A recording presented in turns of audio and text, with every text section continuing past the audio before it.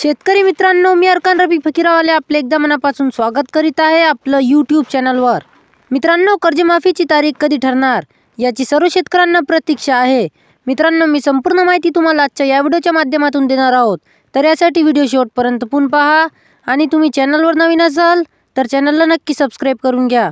चला मित्रांनो, सुरू करूया हा महत्त्वाचा व्हिडिओ।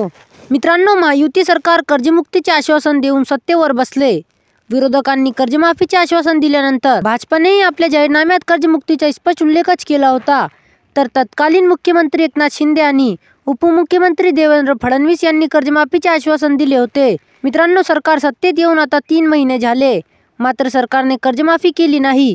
त्यामुळे सत्तेतील मंत्र्यांना शेतकरी कर्जमाफीच्या प्रश्न अवघड जागेचे दुखणे होत आहे। मित्रांनो, कारण कर्जमाफी झाली नसल्याने शेतकऱ्यांच्या समस्या वाढल्या आहेत, त्यामुळे शेतकरी कर्जमाफीविषयी बोलत आहेत। मित्रांनो, शेतकऱ्यांच्या कर्जबाजारीपणाला निविष्ठा, अवजारे मजुरीच्या वाढलेल्या दरामुळे वाढलेला उत्पादन खर्च, बदललेल्या वातावरणात तग धरू न शकणाऱ्या बियाणामुळे घटलेले उत्पादन आणि सरकारी धोरणामुळे पडलेले बहुतेक शेतीमालाचे बाजारभाव ही कारणे आहेत।